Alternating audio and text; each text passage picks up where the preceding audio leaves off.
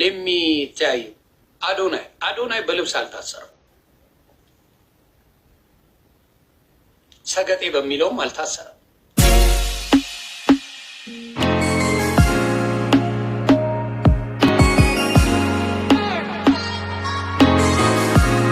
ሌሚ ታይ አዶናይ በልብስ አልታሰረም። ሰገጤ በሚለውም አልታሰረም። ኢቫና እንዴት ነች እናቱ? ሰገጤ በሚለውም አልታሰረም። ሰገጤ ሰጋገጥኩኝ በሚለው አይደለም አጣራ። ሌሎቹ ያው በምታውቁት ነው፣ አለባበሱ ምናምን አለው። አዶናይ የታሰረበት ከእንትና ጋር ኢንተርቪው ያደረገውን አይታችሁታል? ከቴዲ አፍሮ ሚስት ጋር። ቴዲ አፍሮ ሚስት ይህን ስሚ ኢቫናይ፣ ቴዲ አፍሮ ሚስት ይህንን ስሚ። አንቺ ጋር ኢንተርቪው ሲያደርግ ውጭ የወጣበትን ምክንያት ሲናገር በትምህርት አውቆ ሳይሆን በኢንሳ ሊማሩ ወደ ውጭ የሚወጡ አሉ። ፈተና ተሰጥቷቸው ትምህርታቸውን ተምረው አጥንተው የሚወጡ ሰዎች አሉ። ስለዚህ ከኢንሳ ተምረው የሚወጡትን እኔ ከፍዬ ወጣው ብሎ እሱን ተናግሯል። እሷ ላይ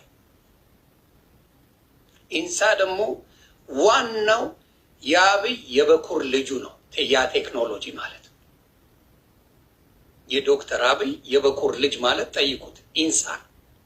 ኢንሳ በኢንሳ ጉዳይ በጣም ብዙ ዋጋ የከፈለበት ነው ዶክተር አብይ እና እዛ ላይ ሲናገር ጀለስ አዶናይ ምን ብሏል? ብር ከፍዬ በብር ነው የወጣሁት ብሎ ተናገረ። እዛ ላይ ምንድነው አሁን ብዙ መረጃ ነው የለቀቀው ማለት ነው። ምን አይነት መረጃ? ለማን ከፈልክ? ማን ነው እያስከፈለ የሚያስወጣው?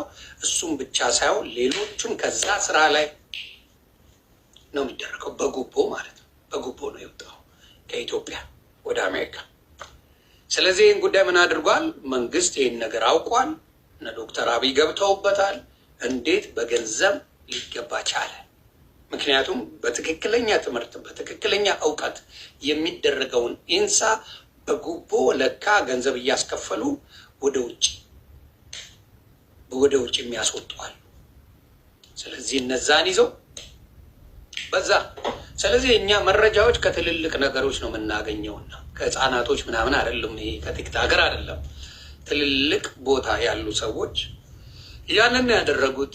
ፈጣሪ እንደዚህ አይነት ነገር አየህ። አንዳንዴ እውቀት አለኝ ብለህ ስትበጠረቅ ወይም ደግሞ በማታውቀው ነገር ስታወራ ነገሮችን ማን አለብኝነት ሲመጣ ነገሮች ይበላሻል።